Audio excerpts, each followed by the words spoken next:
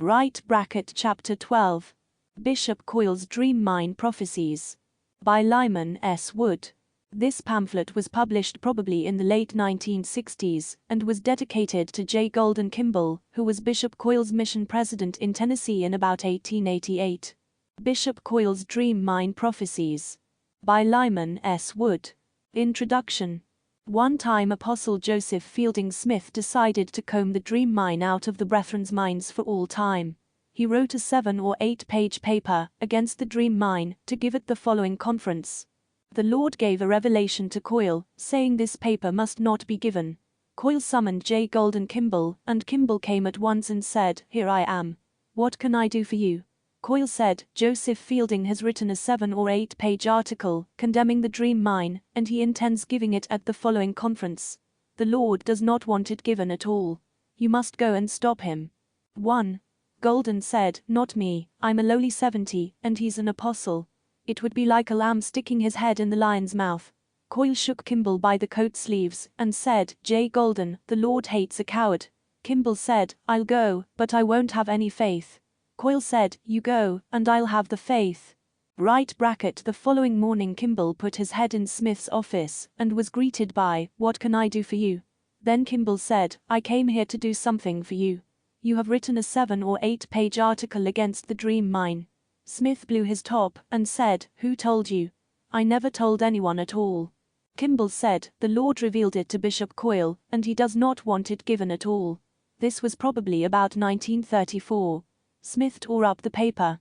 Dream Mine Prophecies. The truths about hundreds of dream mine prophecies made through Bishop John H. KOYLE are listed hereon for your reading pleasure. About 1887, Mr. KOYLE had seen in vision where there was an exceedingly rich silver mine in East Tintic. Being a religious man, he asked advice of his bishop. He was immediately told that if Brigham Young were here, he would tell him to leave it alone and pursue farming. In 1916 a man by the name of Raddatz and his associates opened up the Tintic Standard Mine on this very spot. Its stock went from 1 per share to a maximum of $18 per share on the New York Stock Exchange. It has now produced over $75 million, and its interest is still very much alive and is valuable. Mr. KOYLE had lost a young heifer for about 10 days. In a dream he saw this heifer in a place across the railroad tracks, and she had broken her horn and it was sticking in her eye. Mr. KOYLE went there and found her just as he had dreamed. This was probably in 1887. In 1887 he was called to go on a mission by an unseen voice. About 3 weeks later on, men from Salt Lake City were in that vicinity, saw Elder KOYLE, and asked him if he would go on a mission. In due time he received his official call from Salt Lake City, and it was from Box B. Right bracket While on this mission in about 1888, he saved the life of his mission president J. Golden Kimball through a remarkable dream. The wife of Elder KOYLE and Elder KOYLE had each written letters to each other, and it was to the effect that the railroad company was surveying right through the middle of their farm, which would do much damage. His wife saw the men surveying, and then Elder KOYLE saw them in a dream, and their letters passed each other in transit. Elder KOYLE went into the woods and prayed that the stakes might be pulled up and moved to another location, so it would not do too much damage to their farm. It happened. Elder KOYLE was taken through the mountain east of Salem, Utah, by Angel Maroney. This was in the spirit, and it was the latter part of August 1894. They went 3 nights straight. Elder KOYLE was shown everything in blueprint form about the mine, so that he would know exactly how to open it up when the time came. On the 30th of August 1894, his neighbor was drilling a well across the street from KOYLE's home in Leland, Utah.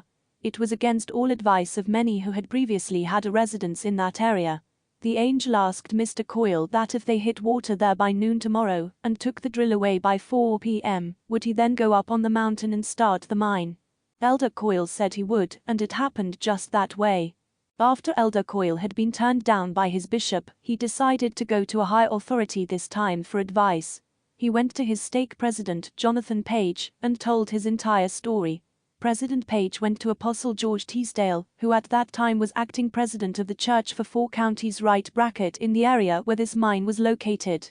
Apostle Teasdale said he would go to the Lord that night and give his answer in a few days' time. Next time he met President Page, he told him to tell Elder KOYLE that the mission was from the Lord and for him to do everything he had been shown to do and to use much diligence at all times. On September 3, 1894, Coyle took a man by the name of Brockbank up on the mountain to see if they could find the exact spot where they were to start this mine. It was very hot with the sun shining. At Coyle's request, Brockbank went to a place where they saw a light from heaven on a bush, and he struck his pick right into the center of this place. It was a bush. Coyle said if this is the right place, there will be a leader within 3 feet, so they started to dig in the mountainside. When they had gone 18 inches, they found this leader, informing them it was the right place. It was a similar situation comparable to the burning bush in the time of Moses many thousands of years before. Coyle and his men actually surveyed and took up 8 claims on 9/8/1894. They started work on September 17, 1894. For the first several years, they worked the mine a few months in the winter time, and worked their farms about 7 or 8 months in the summertime. Coyle also put up twice as much food supplies, etc., as any other man. They all took stock in the mine later on when it was incorporated in 1909, for their work. Coyle was shown there would be 5 M's, namely mining, milling, manufacturing, merchandising, and minting. This would be in the corporation. In about 1910, an angel from heaven had Coyle and his wife go to the temple to receive their second anointings. About 1910 Coyle told a group that he would buy the dinners for the group if there was not an electric power plant on the Spanish Fork River within a given time. Coyle seemed to always be a winner. In 1911 Coyle told another group he would buy their dinners if there was not a powder plant built on the bench south of Mapleton, Utah. It so turned out that Coyle was right again. The morning of January 11, 1914, Coyle said, "You, Lars Olsen, and you, William Gamel, and you, William Pierce, take your picks, shovels, powder caps and fuse, etc., and go down the ravine on the north side of Knob Hill, and you will find 2 best spots. That's where we'll start the long tunnel which will run to the southeast for a long ways." There were 3 feet of snow on that side of the hill. Talk about doubts when he mentioned 2 bare spots. Lars Olsen went much faster, and finally he found them, and he yelled to the others, "Come here, I have found them." Lars Olsen told me in Salt Lake City about 1943, the 2 bare spots were 2 perpendicular cliffs that were sticking about 3 feet above the snow. In about 1908 Coyle was made the bishop of his ward in Leland, Utah. He served well until about 1913, when Apostle Francis M. Lyman attended their Sunday school, and he told all the people to bring pencils in the afternoon, and they would be given a chance to vote for their new bishop. Coyle received exactly 100% of the votes. This was such a slap in Lyman's face, and in the end it was necessary for him to appoint the first counselor to be the new bishop. Coyle was by long odds the people's choice. In about 1914, Bishop Coyle was given orders to close down the mine, else he would be in danger of being excommunicated from the church. They didn't say this then, but they had said he was getting most of his money from widows and beating them out of their life savings. Finally, in 1920 it was discovered that the Spanish Fork Co-op had $1,800 coming from supplies, etc., furnished the mine. Press. Grant sent word for them to collect this money from Coyle. Coyle told the man he did not owe it, but the mine did. They were closed down. Since the ZCMI brothers owned this co-op press, Grant permitted them to open the mine, which they did, and soon paid off this entire debt, thus beating more widows out of their life savings. Coyle surely had their number. Coyle gave great hopes to the mothers of the men that belonged to the 145th Field Artillery, a Utah outfit. Bishop had seen they would never go over the top in France. In World War I finally they began moving in to the front. A news article in the Tribune said 145th had gone over the top. Fred Squires from Salt Lake went to see the bishop, and he asked him about it, showing him these headlines. The bishop paused a moment and then said, "Fred, that paper is telling a lie. Talk about revelation." When Squires was on his way home, he saw much celebration in several cities because the war was over. The Tribune came out with an extra that afternoon retracting their wrong statement of that morning. Coyle was right again. In 1912 President Joseph F. Smith said the next temple would be built in northern Mexico. This was because the LDS saints in 7 small communities were prospering with cattle, sheep, lands, etc. Bishop had been shown in a dream the LDS would be driven out of Mexico into southern Arizona, and all they could bring was what they could haul in wagons or carry on their backs. Coyle told his uncle Frank Woodward, who was a religious man, that he wished President Smith had not made that prophecy. It made Woodward so very angry at his nephew for taking issue against the president of the church that he went to President Smith the next morning and turned Coyle in. This caused a sharp dividing line from then on. In fact, they were extremely bitter against Coyle from then on. No temple in Mexico in 1968. In about 1925, the deceased President Joseph F. Smith came to Coyle in vision to see that his books were always in perfect shape, to avoid trouble. In about April of 1925, Coyle went to Mountain City, Nevada, where he was to be foreman for the Silver Banner Mining Company, now known as the Golden Ensign Mining Company. In those days there was no road from Elko as now. It was necessary to take a bus from Wells, Nevada, a distance of about 110 miles, all on a dirt road. When they were less than 2 miles from Mountain City, the bishop yelled, "Stop." They all got out of the bus. It was 10 p.m. and too dark to see at all, except by the headlights of the bus. Coyle said, pointing to the dump of the Silver Banner mine, "Brethren, it has just come to me that this is the richest silver mine in the entire world." They returned from Mountain City the next morning, and they saw their footprints in the dust, and Coyle was so right again. Inspiration.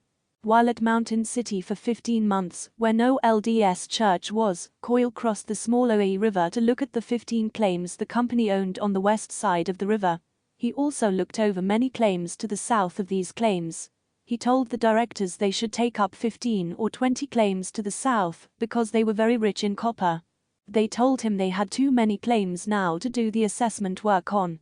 About 9 years went by, and all at once a Mr. Frank Hunt took up all these claims, and it turned out the stock, which was 1 a share, jumped like a whirlwind, and it went to a high right bracket $18 per share on the New York Stock Exchange.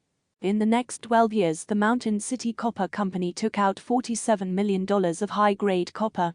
Coyle was so right again for the nth time.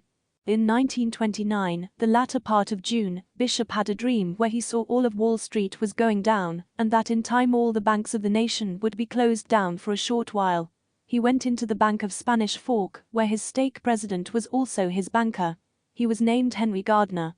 He said, "President Gardner, do you loan money on sheep and cattle?" Gardner said, "Yes, they are our bread and butter."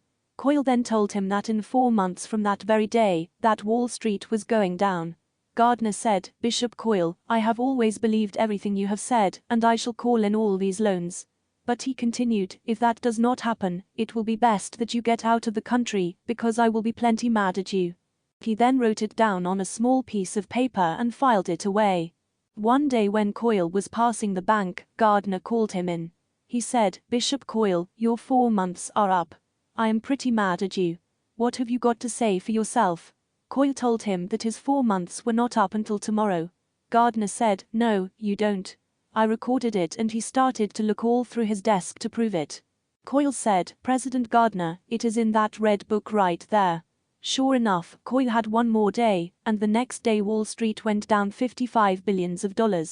In early 1933, Press.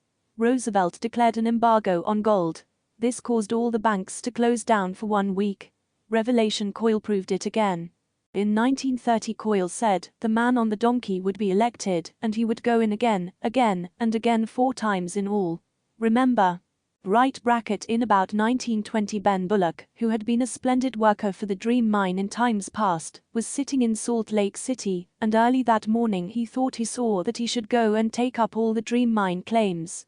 He caught an early train to Provo, and got his buggy and drove to the nearest part he could get to where he was to place his own notices on the claims, so they would belong to him. This he did. Soon thereafter, Coyle found it out, and he prayed that Bullock would not be able to eat, or sleep, or drink, until he returned those claims to Coyle. A few days went by, when early one day Coyle went to Provo, and it happened he met Bullock, who said, "Bishop, I must return these claims to you, because I have not been able to eat, or sleep, or drink. I want to return them to you." Coyle was right again. In 1944, when Mark E. Peterson was made an apostle, Bishop said, "He will be our worst enemy." It so happened just that way. The bishop saw in 1914 that his former mission president J. Golden Kimball would come to visit him later on, and he would buy 500 shares of stock. Kimball was a regular visitor to see the bishop about once a year. Finally, about 1932, Kimball said, "I am going to buy some stock from you today." Coyle said, "I know how many shares you will buy." Kimball could not keep up with Coyle, but he said, "I will put in $750. This bought exactly 500 shares. Coyle took him into the office where the books were, and there was a certificate made out to Kimball for 500 shares. It had been made out about 18 years before. Coyle had his very last run-in with Apostle James E. Talmage in about 1932. Talmage had given Coyle and the Dream Mine much trouble before them. A lawsuit against the Dream Mine happened in January 1933. It was instigated by Apostle James E. Talmage. The Dream Mine won the case, and after a short time that same afternoon, Apostle Talmage, who was at his desk in the temple in a wheelchair, was found dead, and the Deseret News was in his hands opened to the exact page where Talmage had been reading, giving the account of this lawsuit. About that same time another lawsuit was brought against the Dream Mine, and one of the other apostles found several Dream miners who had stock in the mine. His thought was that since Dr. Talmage had run several bad news items in the Deseret News to the effect that the church condemned the Dream Mine, he was certain these men would testify against Bishop Coyle. The judge at the Capitol building in Salt Lake was trying the case, and he had several of these men come to the stand to testify of their feelings about Coyle. After about 7 or 8 of them had borne solemn testimony very strongly for Bishop Coyle, the judge said, "If we can have Bishop so-and-so come to the stand and dismiss us, we will adjourn this case in favor of the mine." Coyle said that probably in the 30s the mine would come in after the streetcar tracks were taken up in Salt Lake City. They took them up in the year 1945, as near as I remember. Coyle said in about 1930 that the President of the U.S., when the mine came in, would die in office. Could this be in 1968? In the 30s, Coyle said not long after the mine came in, that U.S. money would become totally worthless. "Since we owe for debts of our city, county, state and nation, probably $2 trillion, I ask you, could this happen in 1969? Many years ago, probably in 1930, Coyle saw millionaires in the bread lines. Suppose this could happen in 1969 or 1970. Watch and see.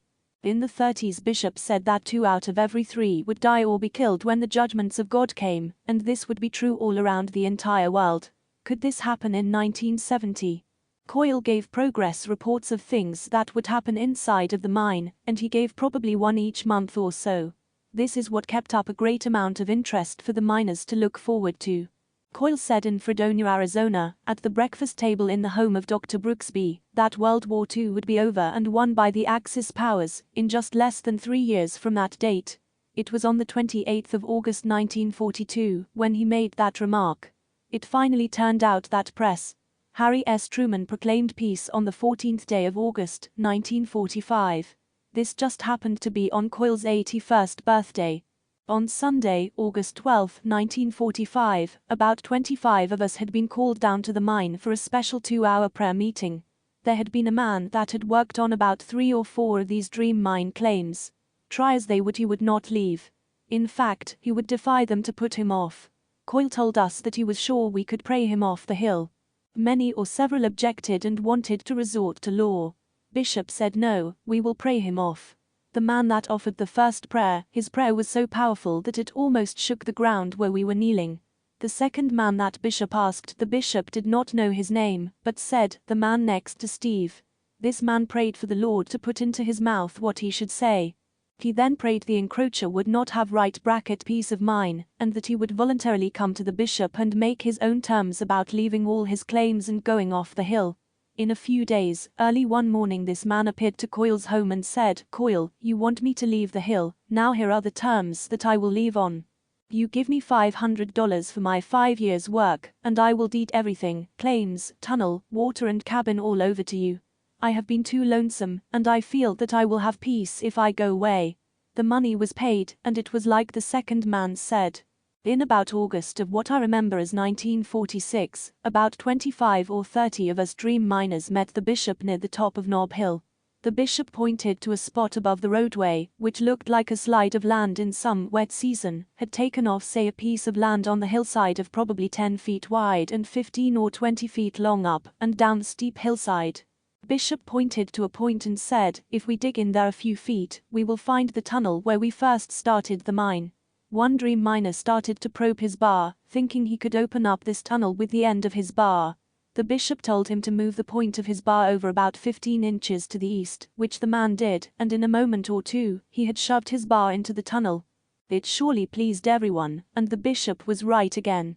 A man was appointed to have a monument made and placed just off to the side of this place, which is there today, testifying that this tunnel was where the Dream Mine was first started in 1894. A truly remarkable thing to do. One time in about 1946, an attorney who was quite interested in the mine, and sometimes he attended the Thursday night meetings, said to the bishop, "How are you going to stop the government from taking about 94% of the gold away from you?" The bishop said, "Attorney, there ain't going to be no government when the mine comes in." Right bracket one time in about 1940 or before. When the mine comes in, there would be a light on top of the Dream Mine mountain. In about 1960 the telephone company placed that light up there. One time in probably the middle 30s, a stake president in Salem, Utah, had been pretty hard on the bishop when he had an opportunity to do so. He had all of his barns, stock and machinery burn up in one night, while his 10 acres of peas, which he had been given instruction to harvest in the next day or two, were laid flat on the ground by a terrific hailstorm. His neighbor's peas across the fence were not even touched. A good aim. This stake president said, "I must have done something displeasing to the Lord. Someday it is to be hoped he will repent." Bishop saw that after the mine came in, that all the churches and schools would be closed down for a while. He saw this in about 1930. One time about 1930 it was made known to the bishop that he would have a partner in the mine. It happened the state of Utah traded a section of land down in the southern part of Utah to the government for Section 16, which just happened to be 640 acres right over the richest part of the 9 rooms. This will give Utah 12.5% of all the gold taken out of that area without them working at all for it. In addition, they have been receiving $320 per year ever since then, about 37 or 38 years now. The bishop saw in about 1914 that in time the horses would be left home. The new king of carriages that people would use would have 2 eyes so they could see at night time. Right bracket he also saw these new vehicles would get larger and larger until they would become as large as boxcars. They would travel through the country at night at a very great speed. Then it would be most unsafe to cross the street day or night. Look at those large semi-trailers, even larger than boxcars. The bishop said the mine would come in as follows. The 4th finger of the 5 fingers of the right hand drift would produce the first gold. Then the winze, which is 275 feet below the main tunnel, would produce second. This would be an 18-foot wide vein which would run 2,000 feet and come into the 9 rooms. It was described by the bishop as being a very rich vein of ant sand, so to speak. Very rich. Then we were permitted to go almost straight down for 100 feet, when they would strike an exceedingly hard surface which would be 3 feet thick, and it would require about 30 days to drill through it. At that time we would strike a very rich chimney of ore, which would go down another 175 feet and come right into the 9 rooms. As soon as the miners drilled through this very hard 3-foot thick material, which was called the capstone, then and not until then, were we permitted to entirely equip the mine with modern machinery. All up to that time was entirely hand drilling. Bishop saw that this gold was so very rich that if they did not use it for what it was intended, they would have it taken away from them, and they would never find it again, regardless of how many men and machinery they used to find it. The bishop had it made known unto him, probably in 1914, I am not sure, but they would build a grain elevator which would hold 1 million bushels of grain. This would be to keep many, many thousands of people from starving during the time of famine. At the very same time, he saw that the right bracket 315,000 bushel grain elevator built at Welfare Square, Salt Lake City, would be entirely empty, right at the time it would be most needed. What a terrible pity. He also saw that we would buy our wheat at 50 to 60 per bushel, and that it would be bought out of the first and second years of crops in those famine years. He looked up and down the state everywhere on the 3rd year of famine, and he could not buy a bushel of wheat for a bushel of gold. That tells me we should store food for 3 years during the famine time. Bishops, or there were 3 tunnels that went down into the 9 rooms. There would be the one at the end of the long tunnel, the one that we will use. Then there are 2 more that were built by the ancients. One of them was most of the way down the hill to the south side of Nob Hill, and men have been in many feet in our time. Then the third tunnel is all the way down to the bottom of the ravine or gully, and across to the other side, and at the foot of some high cliffs, is the hieroglyphic tunnel which was used by undoubtedly the Jaredites.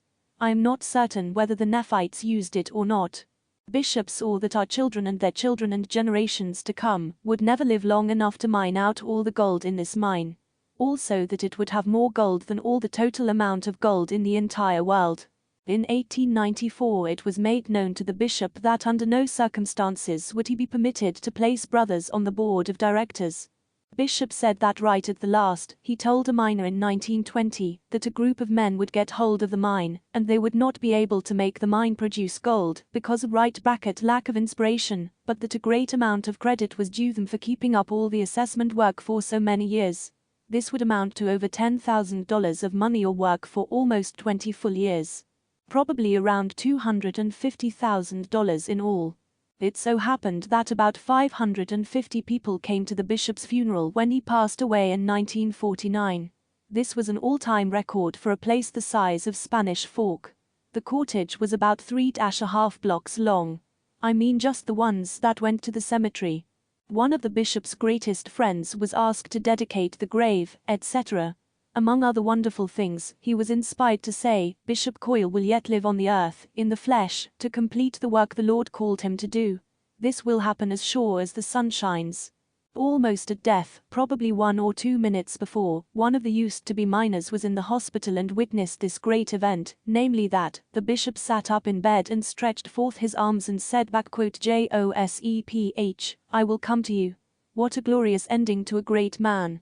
Bishop said that right after the mine came in, there would be 2 men from the east, and they would bring suitcases filled with gold, and stack it on the dining room table in great stacks, and offer it all to the bishop for his mine. The bishop only smiled and said, no. Bishop said this stock would go to a high of $6,000 per share, and he saw that people would go to court for 1/2 of 1 share. A very learned man from Payson, Utah, one of the bishop's directors, talked to the bishop one day and said it would be too bad if record was never made of these great prophecies, and told the bishop that if it pleased the bishop, he would be very happy to give of his time and record them in full as the bishop gave them to him. The bishop said, no, I am waiting for Sam Taylor of Provo. In probably the very early 20s, the bishop was on top of the hill, and they noticed extra heavy black clouds halfway down the mountain all around the entire country. It was most discouraging.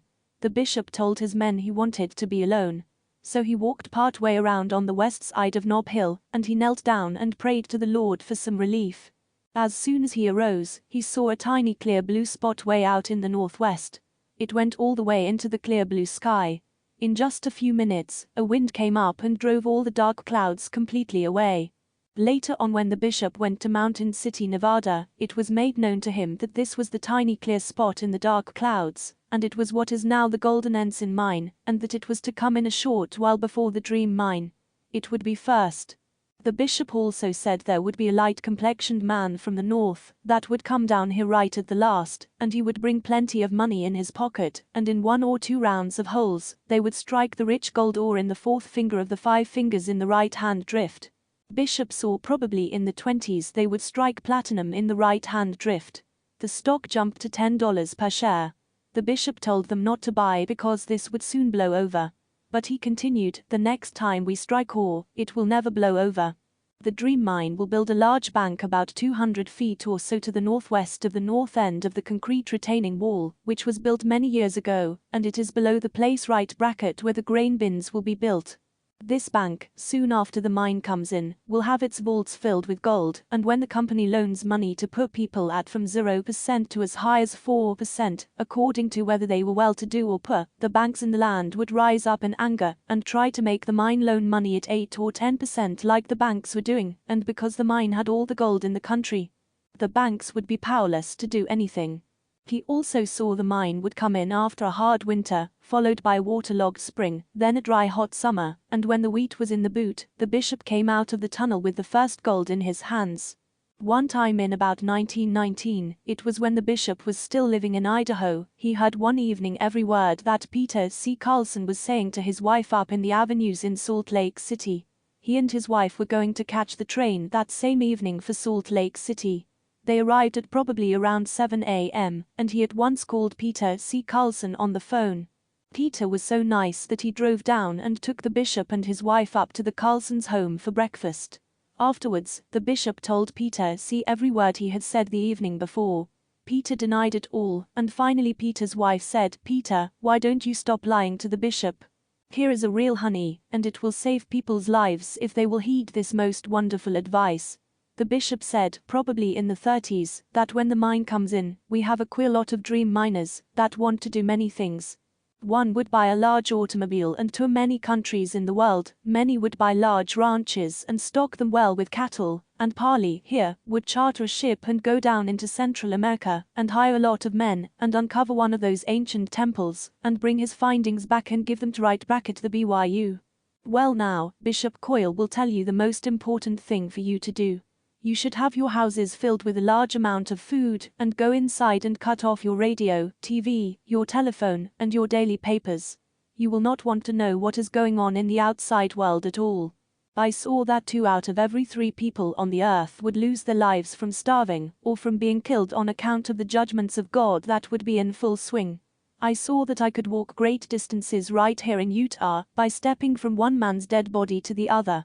After you get inside your houses, you will be in there for quite some time.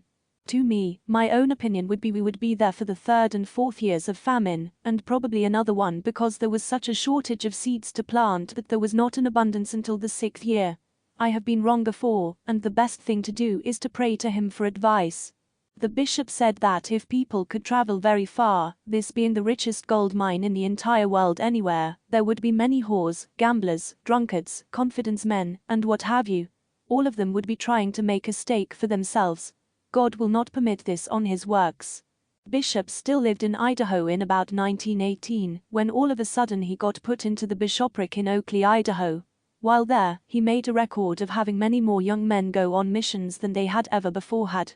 Soon though it was all to end, Dr. James E. Talmage, of the 12 Apostles, heard of this, and he went to Oakley and had the bishop removed from that office.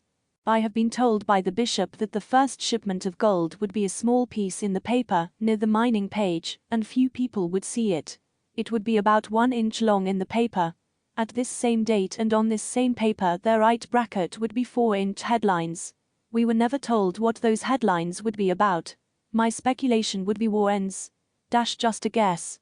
Also, when the second shipment of gold was made, there would be a jam at the mountain, and hundreds of people would never get up there to be in the midst of it. I understood this jam would reach for several miles. One time before the 30s the bishop saw that when they reached the place in the long tunnel for the turn down into the 9 rooms, there would be a snowstorm very much out of season, and it would go halfway down the mountain. It happened one time in June, as 2 men from Mapleton, Utah, saw early one morning.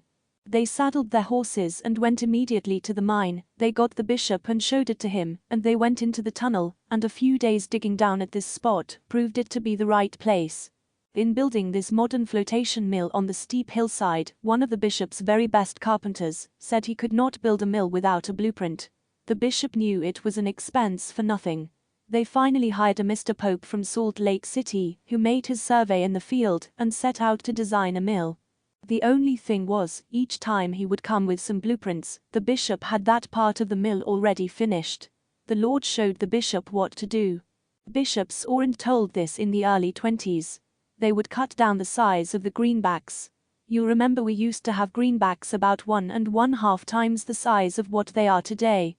The miner that he told this to kept one of the $5 bills, which is redeemable in gold. I saw it recently. Right bracket also, he saw where the water would run down the streets of Salt Lake City. In the spring of about 1951 we had a real river of about 3 feet deep running west on 13th South. The streetcars went across on a bridge that was elevated at least 4 feet. Both sides of the street were sandbagged to a height of about 4 feet. I saw a man in about an 18-foot boat going west from State Street. He also said prices would go higher and higher, and all at once something happened, and in one night the props would be knocked out from under everything, and down would come everything. This condition would be brought about by strikes. It really looks like the time of this could be within the next few months' time. He also saw the man in the president's office would die in office just a while after the mine came in, and he saw them look up and down the country everywhere to try to find a man to take his place, and they would not be able to find one, and the nation wandered in chaos. That's how bad it will get. Also, he said all the mines would be closed down, and now think of it, the copper strike may be settled for a while, but at best it will be temporary. Bishop said, there will not be anything in the country anywhere that you will not have your hands in. Bishop told the miner that worked for him in 1920 that they would call in all the gold in not many years. Do you remember this happened in 1933? Bishop told a miner that worked for him in 1910 that there must be 3 things happen before the mine would amount to much. First, the church would be set in order, second, the dream mine would come in, and third, the nation would collapse and its money become worthless. We learned through the bishop we would have 9 months to build grain bins and store food, and that would be the longest that money would be good. In the 30s the bishop said that Russia would invade the eastern shores of Canada and the United States, and get as far as the Mississippi River, and that priesthood powers from heaven would drive them out of the lands, and that old glory would always be safe. See Doc. and Cov. Sec. 133:58. Bishop said we would have 4 years of famine here in Utah, and there would be 7 years in the world. The 5th year here would be ever so scarce because of a shortage of seeds to plant. The 6th year the rains came and there would be an abundance from then on. 1/3 of the people is all that would enjoy it. In 1914 the bishop was shown that Heber J. Grant would be the next president of the church, and he would fill the stakes of Zion with the rich and the learned, and together they would drive the church into the wilderness. Do you remember just what happened?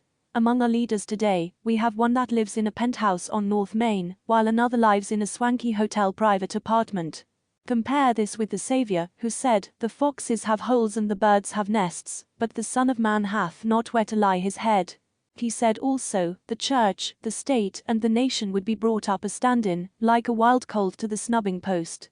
Bishop told a miner in 1920 that Joseph Smith would go into their private office in the church office building, and they would say, how did you get in here? Whereon Joseph would fire every last jack one of them, and set them on 3 little stools over in the corner. Bishop begged the people to pray for the authorities to repent from the evil practices they were doing, and if they don't change, they will go down and down and down, and they will become beggars and vagabonds and paupers. Then he continued, what are they going to do? Where are they going to go? Where are they going to hide? This is the way the bishop talked. When the mine came in, he saw men shake their fists in the authorities' faces and say, you kept me out of this. How's that for a honey? Bishop was the happiest he had ever been when he saw the church accept the dream mine. Then he added, you will have to go up and down this state and preach for the people to stand behind the authorities of this church. The last time I ever heard him say that, he added, I have never told you who the authorities would be. Please see Doc. and Cov. 119 and 35:13. Do you think this could cut any ice? The bishop said, if the men on South Temple Street would have held the priesthood, he wouldn't have been excommunicated in 1948. Last but not least, the compiler of these truths knows that at least 95% of them are correct.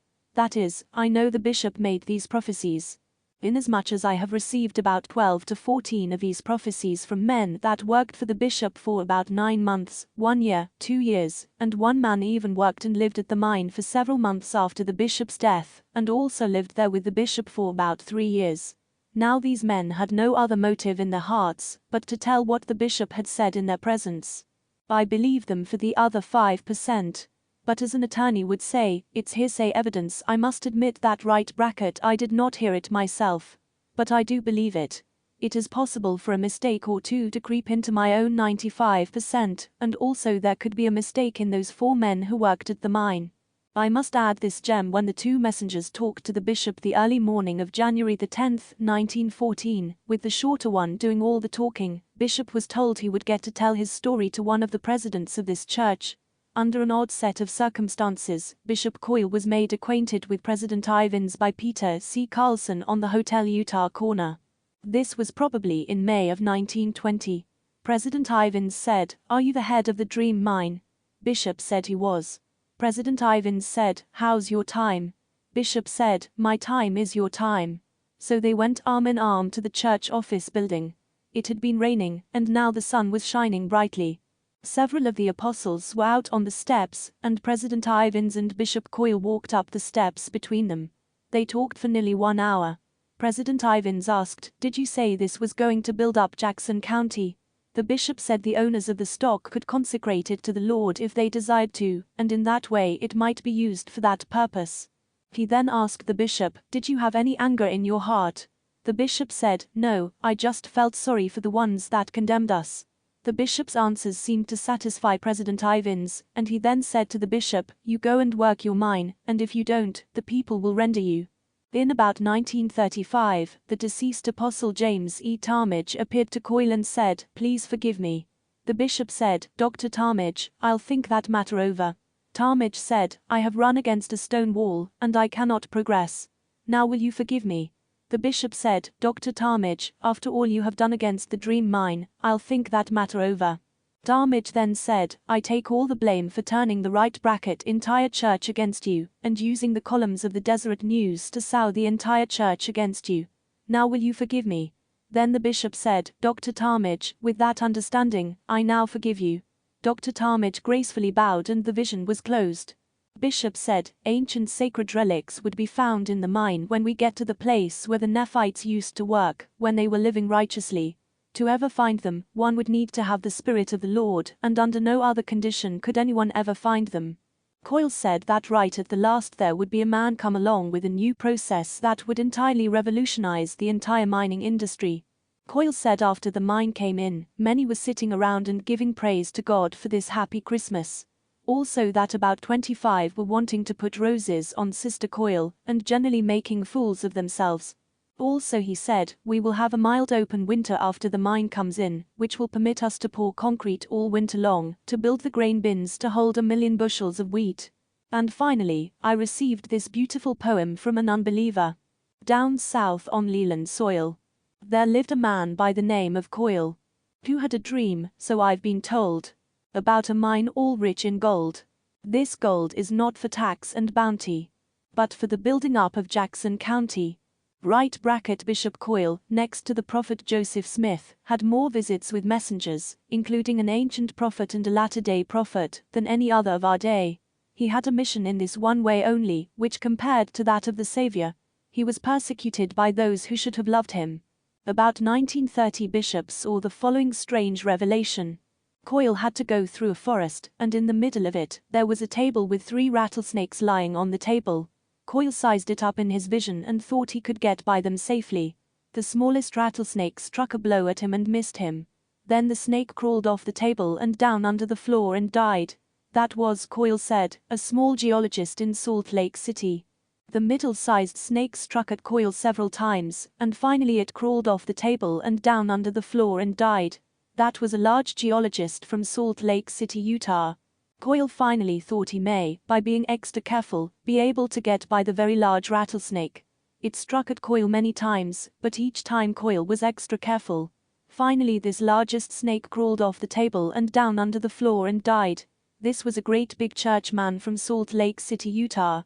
In a great vision, Bishop was visited by the prophet Joseph, who said, "Bishop, come with me." They met an apostle, and Joseph dismissed him.